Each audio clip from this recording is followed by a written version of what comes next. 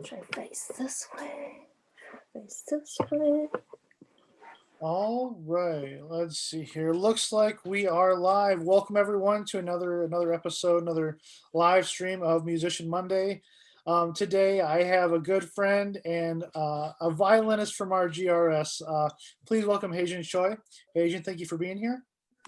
You're welcome. How are you today? I am well. I look. You got a smile on your face like always, so I know you're having a good day so far. Sometimes audience come to me and they say, "Why don't you smile on the stage?" I tell them, "I'm focused. I'm trying to make the music the best." Well, isn't that true? Like, because there's so much focus, and a lot of the orchestra. I mean, most Yes, people on stage are very serious because you're trying to make sure you capture every note as best you can. yes, and I, listen. I think I think too sometimes people assume that like you're not having fun or something, but really like this is Right. what you love doing and you want to do it so well. Some people will see like rock bands, and guitarists making faces and they're smiling and being Yes, happy, but that's just your way of interpreting music and it turns out wonderful. So yes. I just want to remind folks that as we talk, have this conversation, if you have any questions you want to ask, feel free to put them in the chat and we'll definitely get to them at the end of our session. But Hajian, the first question I ask everyone is, how long have you been part of the GRS? I joined the Grand Rapids Symphony in December of 2003. My first rehearsal was in the pit for the Nutcracker. Oh, very good. Yes. So 2003, that's 17 years now, I guess. Yes. Yes, very good. So you play violin. Um, what made you choose to play violin? Well, when I was 5 or 6, I started with piano because I have three sisters, two older and one younger, and my older sisters started taking piano lessons, and I was just kind of looking and oh, they're doing this, so I copied, and my mom thought, oh, maybe she should take piano lessons too, so I did that. And then when I was first grade, it was after class, and I was ready to go home, and I see my mom in the classroom. I'm like, Mom, what are you doing here? And she said, well, from today you're going to take violin lessons, because our school, the elementary school, had the orchestra program, and also the teacher was giving private lessons. So I was like, okay. And then about third grade, I was playing violin and piano. And for piano, I was playing Bach two voice invention, and I was stuck. I couldn't pass this one piece that counterpoint to two melodies going at the same time, and I couldn't do it. And my mom asked me, hey Jin, why don't you pick just one instrument? You're giving two private lessons are getting too expensive. Can you just pick one instrument? I said I was very happy to answer, I will play violin. Very good, very good. I love that. So I ask this question to everyone, and it's obviously a very loaded question, but do you have a favorite composer or a few composers that you really enjoy? That question. I'll tell you this one. This one thing I can tell you for sure. My favorite piece this in the music history and the entire universe is Brahms Symphony Number 4, First Movement. That piece is um, it makes me very emotional. I run really fast when I listen to that music, especially toward the ending. I listened to that piece so many times when I was going through a really rough time in my life. And so that is my favorite piece of music. But also, I love Puccini's opera. It's just so gorgeous.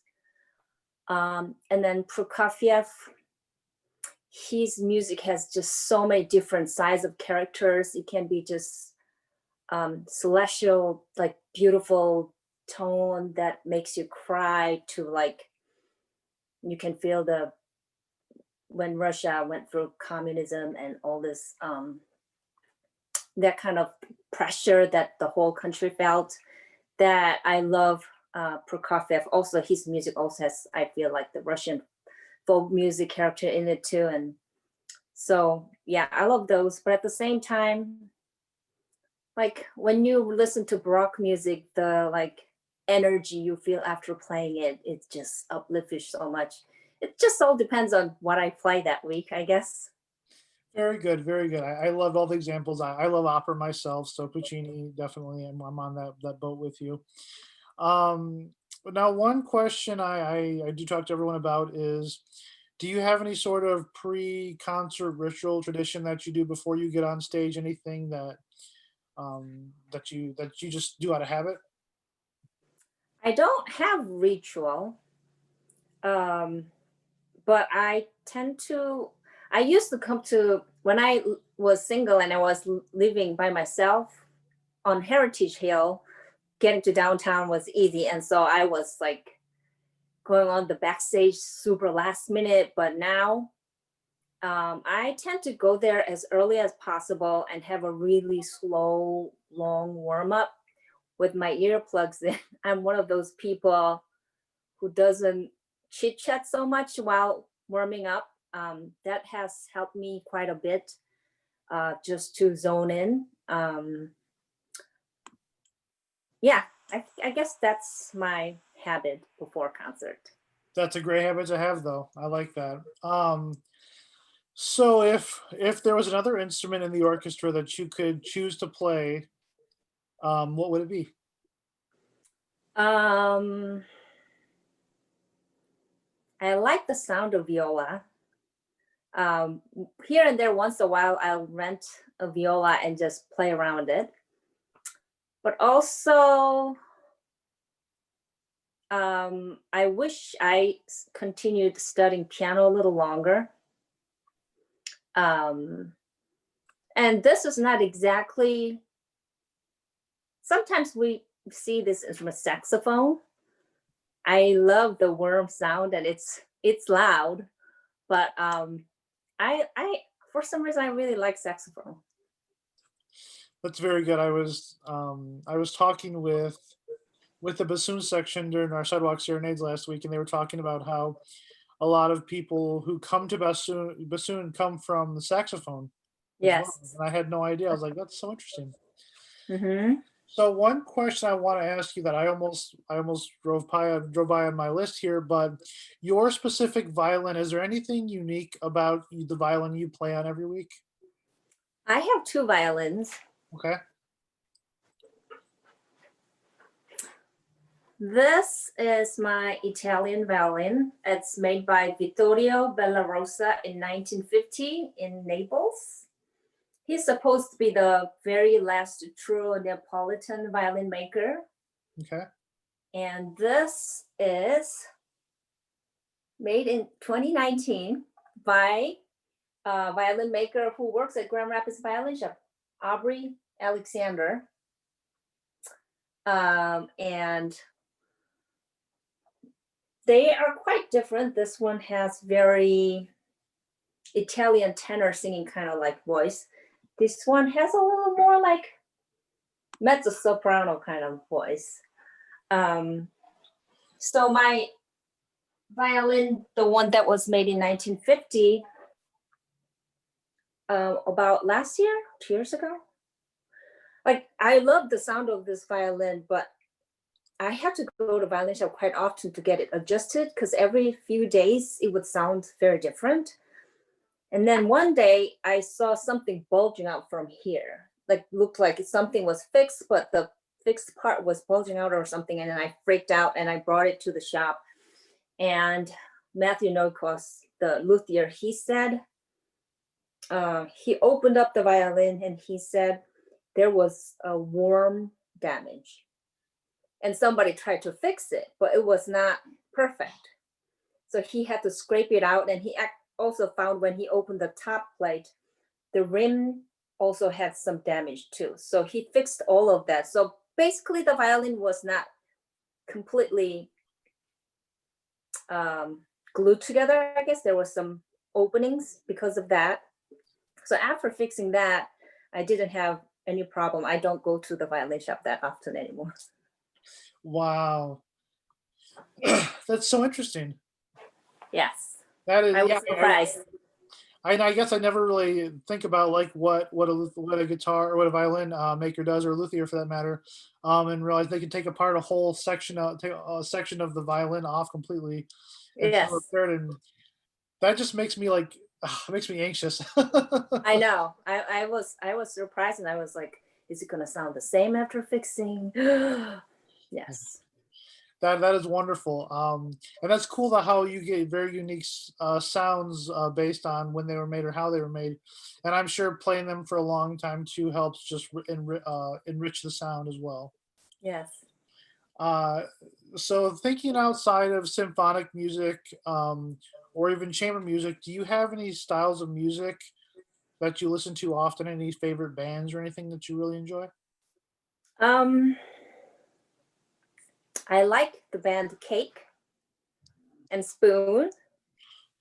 Also, I like some hip hop.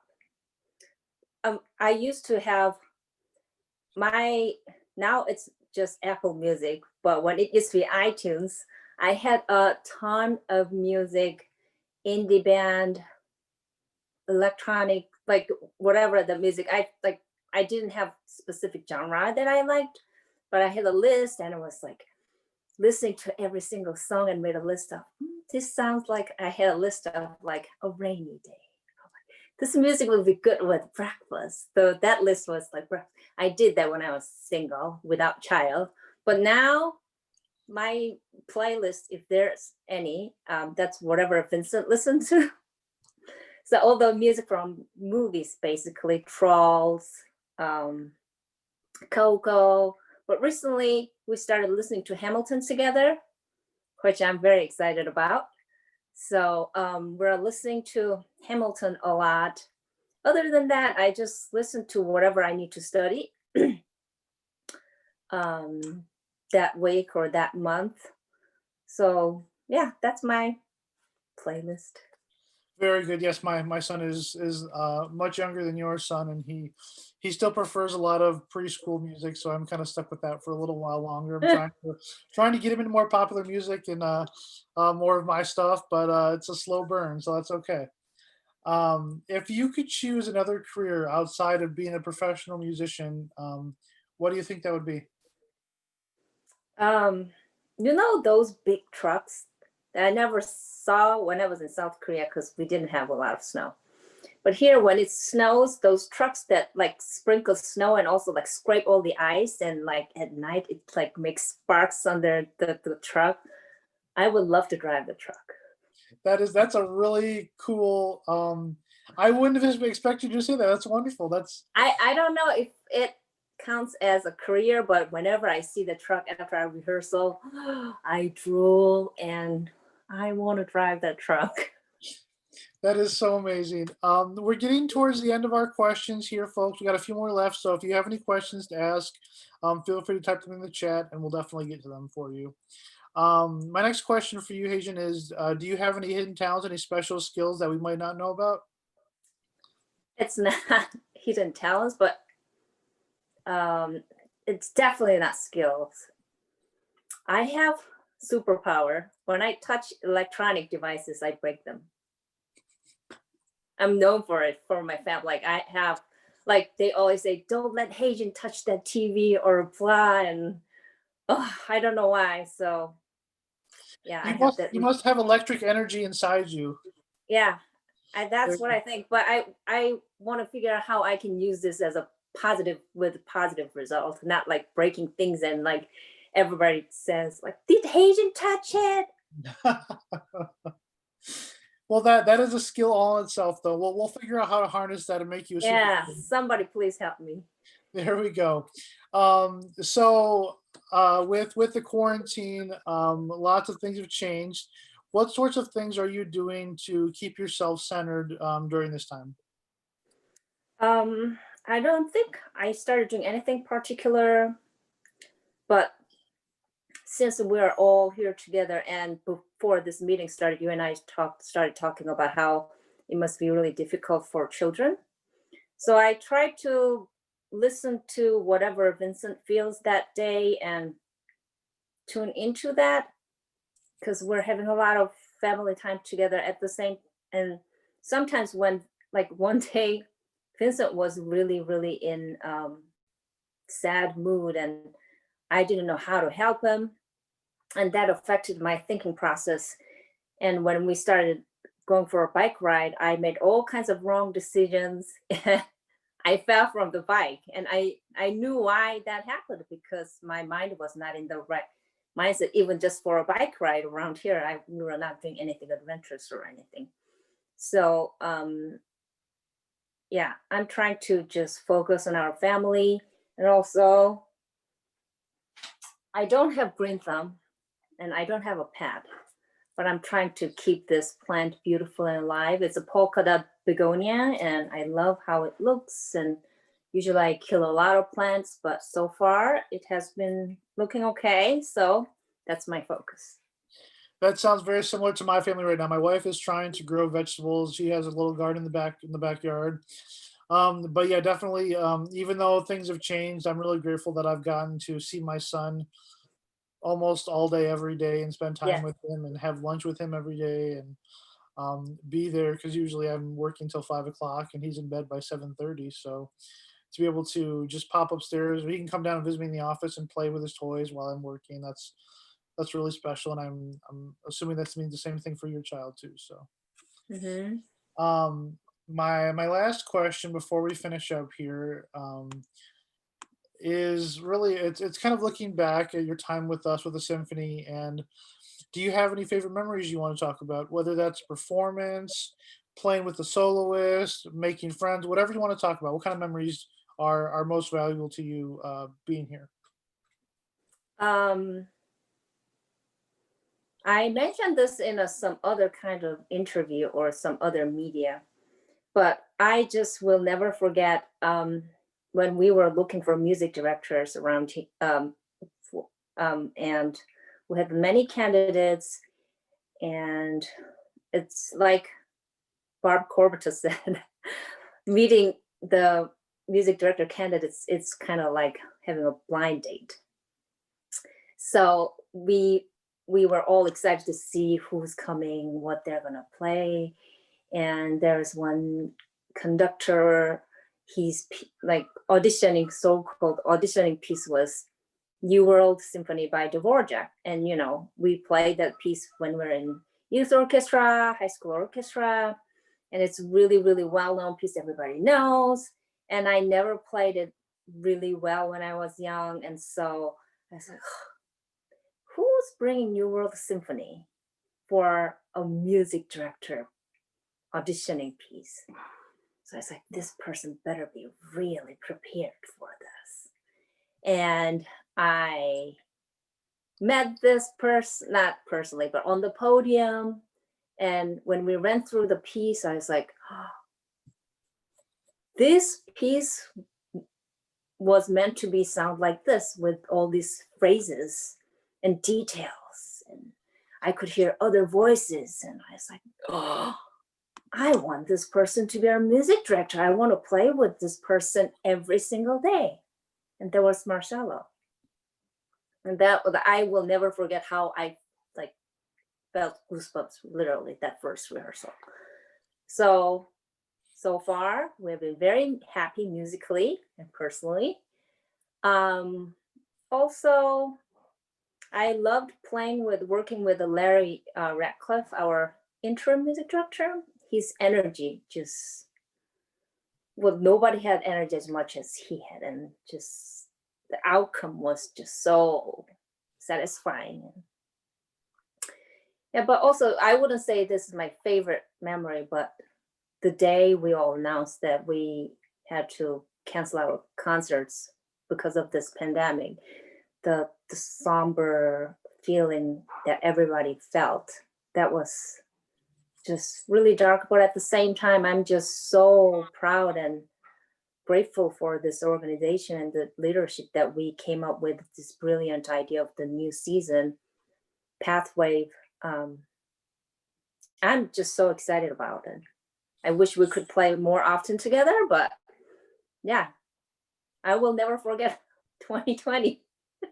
Oh, definitely. And for many people who are watching this too, we've been doing the pop ups in the park. We've been doing this. We just started Sidewalk Serenades last week, so we're coming back. And every musician I've talked to since we started all these things again, they're just so grateful, because Mm-hmm. I don't think any of us ever thought we'd take what we do for granted. I don't think we ever did really, but I think the fact that we don't have it so easily now, it's definitely a different world for us. But yes, we're doing everything we can to come back, Yes. and deliver music. And Pathwaves is going to be great. We have our first concert in just over a month, and I'm grateful to the organization as well that we're doing something that not every orchestra can do at this time. So we're very fortunate. Mm-hmm. Yes. All right, folks. It looks like we are about out of time. Haijin, thank you so much for talking with us today, for Of sharing course. some of your experiences, a little bit of who you are, and next time we look for you, we'll see you on the side of the stage there, and we'll say we know her. So thank you, everybody, and we will see you next time. Bye.